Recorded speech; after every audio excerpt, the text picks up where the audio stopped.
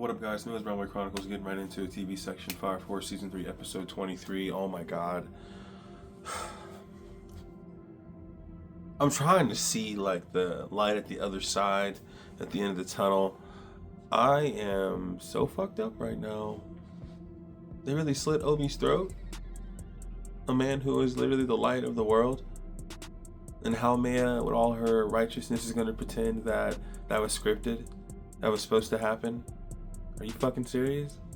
We gonna just feel that in our souls and want to scream internally because Obi has been the light through all of this, and you just kill him by slitting his throat? He's not on his guard. Nobody's watching and taking care of him. Are you fucking... Listen, this is that moment with anime that pisses you off in your soul. I cannot do this. They tried so hard to break Shinra. You did everything you could and he was still trying to push through. His little brother, who he thought was dead, is trying to help him push through Haumea and all of her attacks, and trying to just make him understand that karma is protecting her and that it's written in fate that he's gonna die too, that they're all gonna, that he has to kill her in order to move on, and he has to be consumed by rage in order... What the hell? What are you doing to my soul? This episode fucked me up. Obi has been the light in this show from the day I met him in 2019 when Fire Force started. Are you fucking serious? You just take him out like that? You just fucking... That's bullshit. It's a pussy ass way to say that everybody wants death. Everybody's looking forward to the worst part of the world. If you want to focus on the worst part of your day, if you want to focus on the things you can't control outside of the life you live, be my guest. This literally talks more about focusing on the wrong parts of what you need to live for and forgetting about the right ones. People that you love, you cherish, you look forward to. Not things you don't want to do, the things you hate doing, the things that you're worried about doing. Those things always come with time, and they will come and be trials and tribulations.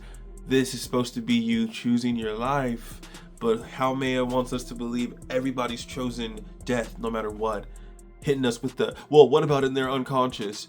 I'm sure all of us in our unconscious think about what it's going to be like when we die and how it happens and all those things. That doesn't mean that it's the forefront of my mind every single day, that it's the only thing that crosses my mind in a day. Are you fucking serious? I think about the life that I live. I think about the love that I have, the babies that I am raising, everything to make me smile. And this shit wants you to just feel like despair is the only way to live. You have to live in negativity and sadness and thinking the world has to end sometimes. And the evangelists essentially are manifestations of everything that we secretly want. Death, lust, money, fame, greed, anger, fear, revenge. All of that becomes the evangelist, and it's supposed to mean that it's written in stone that we're basically all gonna die in hellfire and brimstone. Fuck that. Fuck Haumea's point. She killed Inca and Sumire immediately. She killed them immediately. Like, they didn't even question. I'm more worried about Iris. Did she really accept to just die with Amaterasu? Why? Neither one of y'all had to die like this. What the hell are we doing? None of this makes sense. It's such a... Whatever we can do to kill the one person we know stands a chance to beat us, and it is Shinra. The one person who the world has tried to tear down in 17 million ways, and he has still risen to the challenge in Shinra. Oh my god. You had to do everything you fucking could to break him. The love of his life, the mentor who's like a father to him, everybody he ever cared about. I'm so happy to have someone like Benimaru at the end of this episode give you a little bit of comic relief, smiling through it all. We'll see you in the next world, making you feel better about knowing this shit is not normal. It should not be happening like this. Oh my god, I'm so emotional right now. I don't know how to feel sincerely about Obi just losing his life like that. That's just not right. The fact that Leech knew something was wrong, that Obi knew something was wrong, that Maki knew something was wrong, and none of them said anything. None of them thought about, hey, who are you? He walks up to Obi and just, oh... But that's the love they have for Obi, the contradiction, the catch-22. We love Obi, so even if he's not talking, we're still gonna think it's Obi. No, that has never been Obi in this show. He has been the motherfucking one. Obi won. But come on, how does Shinra bounce back from feeling broken in this moment where he is powerless? Where they have done every single thing to make him only think about one thing. killing Haumea where she stands. Her and the Evangelist, and murdering their ideals. It breaks me down knowing that they have spent so much time in this show getting us to believe in each other, believe in one another, only to have it end like this, where it's supposed to be, it's over. Shinra controls it. He couldn't control his sadness and his rage. Why? Why can't he just eat it? Why can't he just feel it all, but also understand it is not the only way to live, because he has done everything in his power to put back the feeling about losing his mom, losing his little brother, losing his best friends, and all these things, and somehow it's still piling up on him. It's still adding more piles of shit to the conversation. He is over it. He is at the limit of all limits, and you don't blame him for what just happened. That's pure fucking rage, pure unadulterated. I want to kill everyone in my way because you took everything from me. The moment you saw Obi get his neck cut, the moment you saw it happen, you thought it was a fucking joke.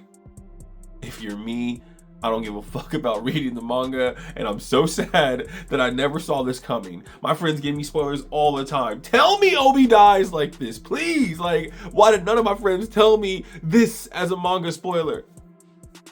To not know that as I walked into this episode, I'm telling y'all, that shit was horribly heartbreaking, heart-shattering. I love Obi. He's one of my favorite characters in anime in general. He does so much for your heart, just being a great man.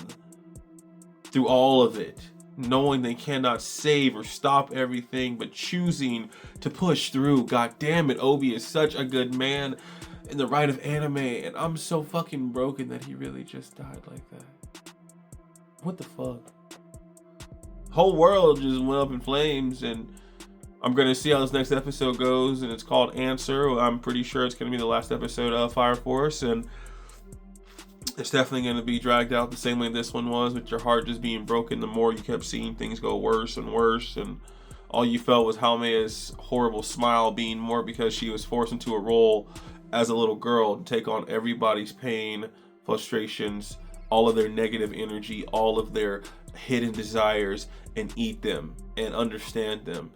And like I told you guys, for me with Haumea, she's kind of pointless. I don't really give a fuck about her character. You're being used by the Evangelist to kind of push her agenda, or their, whatever the fuck the Evangelist is, agenda. And at the same time, you're missing out on all the other parts of the human experience that we love. You want to put so much emphasis on despair and being lost in every part we can't control, but you keep missing the love part and the gratefulness and thankfulness for the things you actually enjoy in a day and you look forward to, that you choose to actually love and hold and cherish. And I think it's going to be probably the biggest fight in the next episode. Going to be kind of a contradiction of woes. Of, you said that you shed a tear for the man who protected you, but somehow you don't understand why he protected you, because he loved you. And those kind of things, I think, are going to kind of shine themselves a little brighter when Shinra makes his final decision on what he needs to do, because he's got to find a way to control this rage in the exact moment he just lost somebody that means that much to him. And I am more applauding this Fire Force anime for making my heart tug again at the very end. One episode left, and I am so distraught on what to expect. I don't know. I'm really wondering if it's going to lead where I think it is. I just don't know how you can rectify the sadness I just felt Fire Force. How I could feel great knowing that Obi died because he got his neck slit because they were trying to find a way to get Shinra to give up. I don't feel good about that. We're going to see what happens. I think Shinra is still bigger than that. I think he'll still rise to the occasion.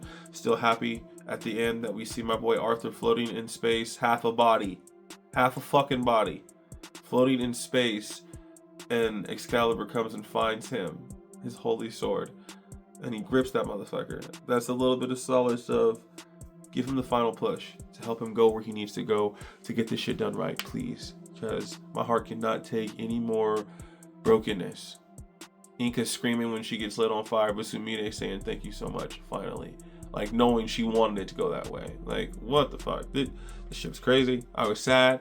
I was heartbroken. It wasn't even about the action. I knew that Haomian would have powers and everything. Cool. Damn, man. Oh my god. This episode made me feel so much. Whoa. I'm just really sad.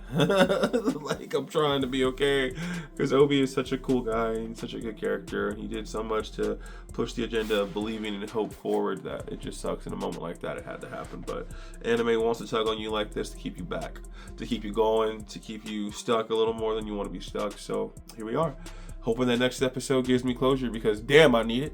But we'll see. All right, guys, this has been Midwest Brown Boy Chronicles. I am your Midwest Brown Boy, Jalen Brownford. Thank you so much for watching any of my videos. You guys like and subscribe. Have a good week. I'll talk to you guys next week. Peace and love always.